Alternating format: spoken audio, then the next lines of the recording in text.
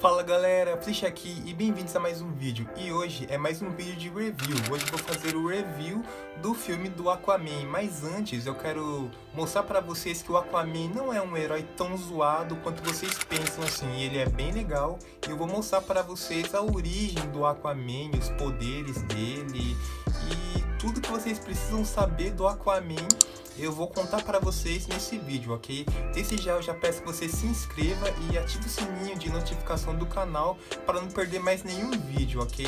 Pois esse vídeo deu muito trabalho, eu fiz uma pesquisa bem profunda mesmo para o vídeo ficar, ó, top. Então vamos lá. O Aquaman, ele apareceu pela primeira vez na revista Morphin Comics, de número 73, em meados de 25 de setembro de 1941. Nessa revista, ele só era apenas um herói secundário da DC. Depois, ele iria estrelar em várias outras revistas até ganhar a sua própria revista solo, em meados de 1950 a 1960. Bom, o filme, ele é baseado... Bom, parte do filme, né? Não o filme todo. Parte do filme, da história, é baseado nos quadrinhos do Aquaman dos Novos 52.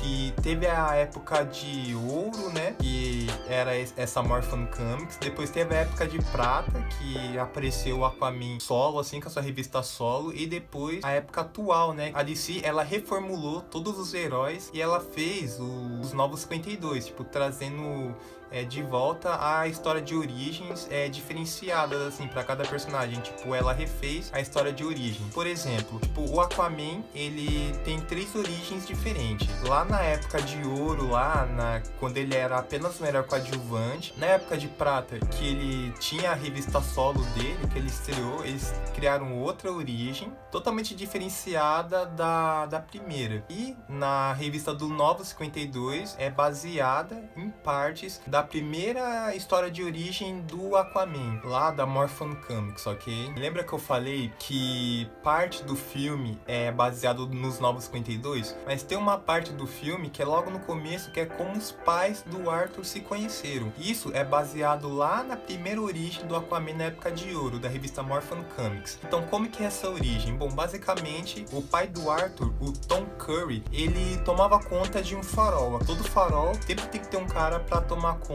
e esse cara era o Tom. Aí teve uma noite que chegou uma forte tempestade e o mar estava muito agitado e o Tom, ele saiu do farol para ver se estava tudo ok, assim. E ele olha para as pedras próximo ao farol onde ele morava e ele acha a Atlana. Atlana é a rainha de Atlantis.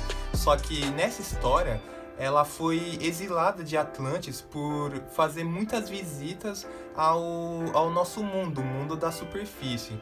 Então o Tom, ele pega a Atlana, leva para casa dele, cuida dela, e ela começa a morar junto com o Tom. E com o tempo eles se apaixonam e constroem um relacionamento. E do fruto desse relacionamento nasce o nosso Arthur, que futuramente vai se tornar um herói badass, né? O Aquaman. Agora vamos falar dos poderes do Aquaman, pessoal. O Aquaman, ele pode respirar embaixo d'água, ele pode nadar em alta velocidade, o corpo dele é preparado para aguentar altas temperaturas e pressões embaixo d'água. Ele também é dono de uma força sobre-humana e basicamente é a prova de balas. Quando as balas batem nele, só fazem arranhões na pele dele e nada mais. E o poder que eu acho mais da hora dele é que ele tem o poder de telepatia.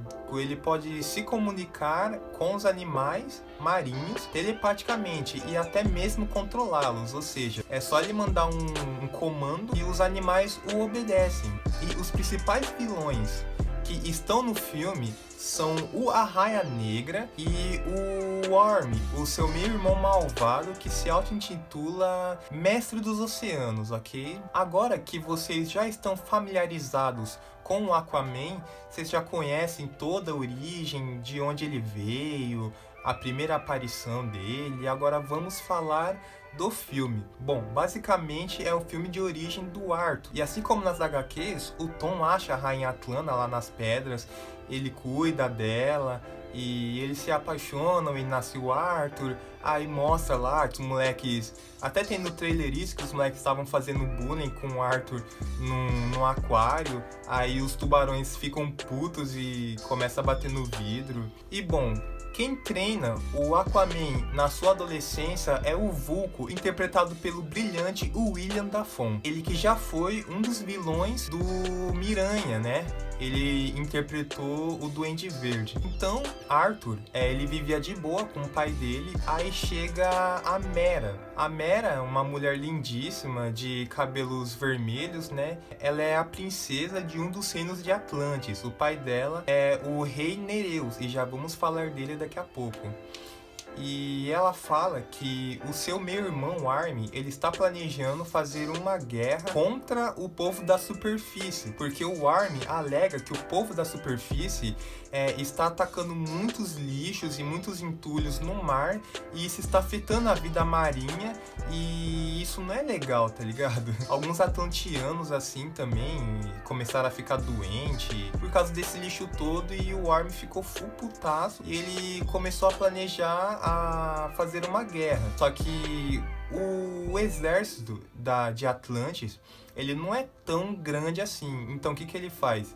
Ele vai de reino em reino, se eu não me engano são 7, e ele conversa com cada rei tentando se aliar, né? Aí a Mera explica isso tudo, de cara ele não aceita, até o Armin fazer o primeiro ataque, que foi um tsunami lá, que devastou geral. Mas antes disso tudo acontecer, logo no começo do filme, é nos apresentado o Arraia Negra. O Arraia Negra, basicamente, ele é um pirata do mar, só que ele ataca em alto mar, principalmente submarinos da marinha. No filme não é explicado se ele só ataca a marinha dos Estados Unidos ou qualquer outro tipo de marinha. Ele tem lá os capangas dele. Em um desses furtos aparece o Arthur. E o Arthur, ele pega, né, o nosso Aquaman, e ele dá uma surra em geral. Inclusive, um dos capangas do Arraia Negra era o próprio pai. E bom, o Arthur, ele dá uma surra nos dois, e um cilindro de oxigênio gigante cai em cima das pernas do pai do Arraia Negra. E o pai dele fica preso. Aí o Arraia Negra, que ainda na época nem era Arraia Negra ainda, ele vai se tornar depois, ele fala pro Arthur ajudar o pai dele. Aí o Arthur pega e fala: e as milhares de pessoas inocentes que você matou? Eu não vou ajudar você. Ele sai, pega os sobreviventes, né, os marinheiros, e resgata todos eles. E enquanto isso, eles estão dentro do submarino e o submarino vai afundando. Aí o pai do Pantera Negra, como ele não queria morrer afogado, ele pega e aciona uma bomba. E ele fala pro filho dele abandonar ele e ir embora. E é isso que acontece. O pai dele se mata e o Arraia Negra fica puto com o Arthur. E ele quer vingança. Aí nessa, o rei Armin aproveita disso para justamente atacar o Aquaman, pro Aquaman não estragar os planos dele. Agora vamos voltar lá pra Mera e o Arthur. Depois daquele tsunami, o Arthur ele fica puto e a Mera convence ele a ir lá a Atlantis e conversar com o Vulco para eles formarem um plano para tirar o Armin do poder, acabar com a guerra e o Arthur ser o novo rei de Atlantis. E aí o Arthur ele é capturado. A Mera e o Vulco eles se escondem. E aí o Arthur tem lá uma conversa com o Armin e tipo a cabeça do Arthur fica tão esquentada que ele já pega e já pede para enfrentar o Armin ali mesmo, e o Armin aceita. E obviamente isso não dá certo, o Aquaman perde e eles iam matar o Aquaman, só que chega a Mera e salva o Aquaman e eles fogem juntos. Agora eu vou falar do plano que eles tinham. Eles tinham um plano de viajar numa aventura em busca do tridente do rei Atlan.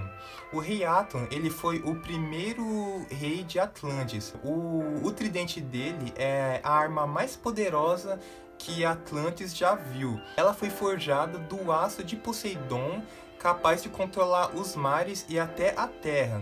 É a arma mais poderosa dos 7 mares. Não é qualquer pessoa que pode empunhar esse tridente. Só quem é realmente digno que pode empunhar esse tridente e se tornar o novo rei de Atlantis. Então eles vão nessa aventura aí. Eles chegam até, acho que na Grécia. Se eu não me engano é na Grécia. E nesse meio tempo, o rei Armin, ele fica puto, né? Que o Arthur, ele fugiu ainda com a Mera. A Mera era pra casar com ele, tá ligado? E tipo, ela abandonou isso tudo, então ele perdeu a mulher. Ainda foi ameaçado de perder o trono. Então ele tava muito puto. Então ele aproveitou que o Arraia Negra estava puto com o Arthur.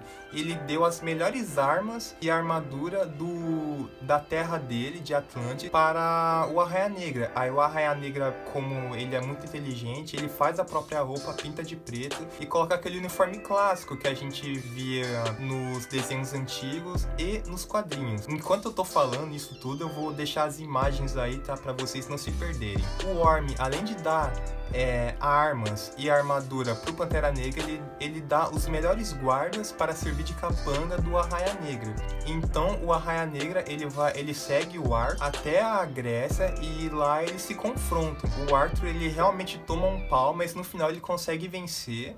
E o Arraia Negra, ele afunda no mar. Que o Arthur, ele pega, ele dá uma surra e joga ele no mar. E aí ele desaparece do filme. Ele só vai aparecer lá na cena pós-créditos, que eu já vou falar. Só que lá no final da explicação, ok?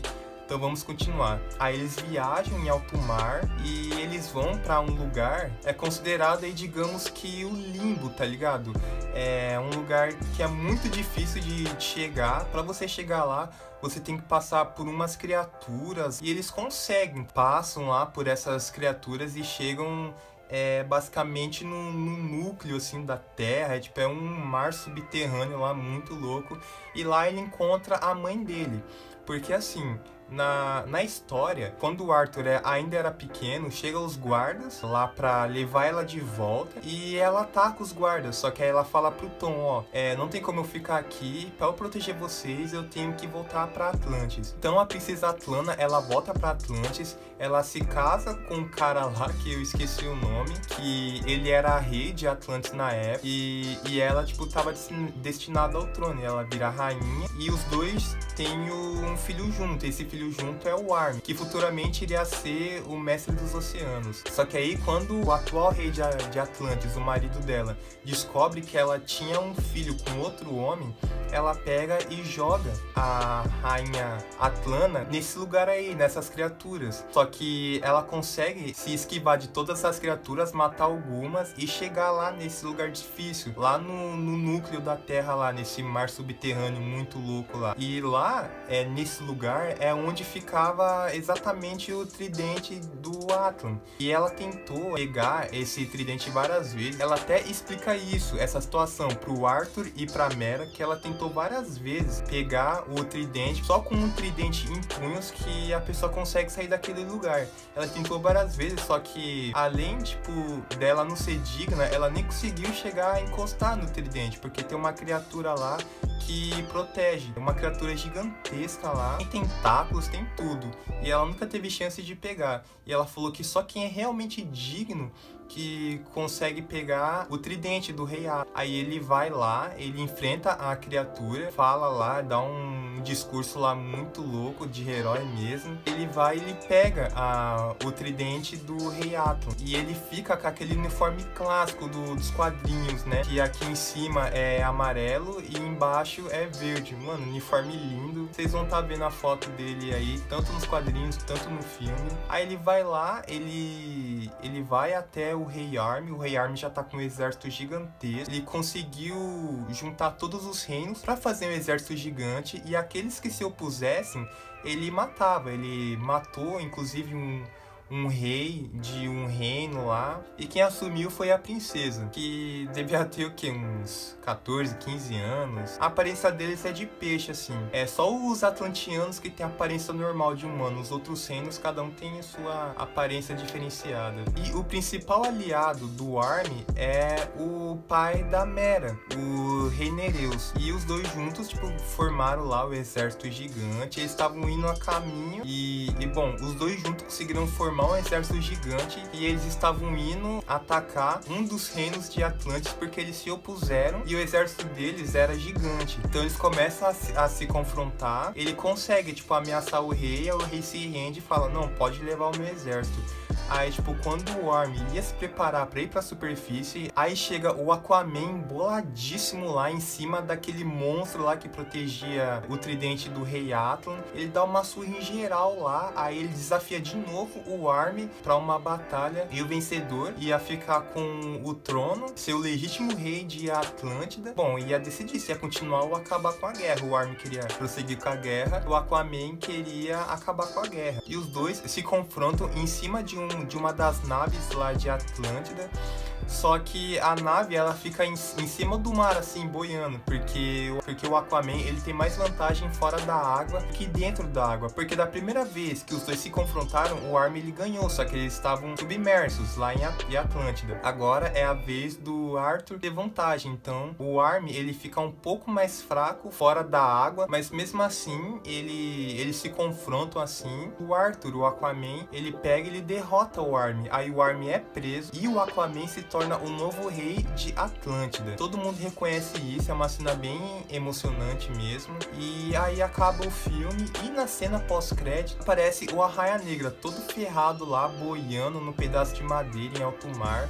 Aí chega um barco, resgata ele, depois ele acorda, esqueci o nome até do país, mas ele acorda em outro país lá, um médico lá que tava olhando do capacete dele. Aí, ou seja, essa cena deu a entender que o Arraia-Negra vai voltar no próximo filme do Aquaman e esse médico aí, ou o cientista, ou os dois, que eu não sei ao certo o que ele é, não é revelado pra gente, ele vai ajudar o Arraia-Negra. E bom, agora vamos para a pergunta que não quer calar. Será Aquaman o melhor filme da DC? E a resposta é sim, Aquaman é o melhor filme da DC, mas dessa nova DC, que começou lá em Homem de Aço, né, Man of Steel, até chegar no Aquaman. Nessa nova DC, o Aquaman com certeza é de longe o melhor filme da DC. As lutas são espetaculares, os planos sequências são muito bons, eu fiquei tipo de boca aberta com os planos sequência, a música também, a trilha sonora é muito legal, as cores do filme, a direção de arte, meu, o filme tá muito bacana, eu recomendo vocês verem o filme quando sair em DVD, porque eu acho meio difícil vocês verem no cinema a essa altura do campeonato. Mas se tiver no cinema, eu recomendo vocês verem sim, vocês não vão se arrepender. Agora, o melhor filme da DC de todos os tempos, com certeza, é a trilogia do Batman do Christopher Nolan. E dessa trilogia, o filme que eu mais gosto é o Cavaleiro das Trevas lá, que tem o Coringa. Mano, aquele pra mim é o melhor filme de herói que tem, mano.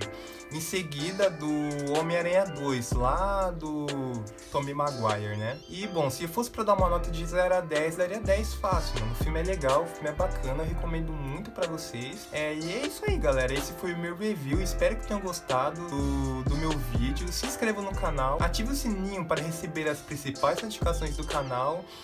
Os links das minhas redes sociais vão estar aqui embaixo. Vou deixar aqui embaixo o link dos últimos vídeos do canal. É isso aí, galera. Eu vou ficando por aqui. Valeu!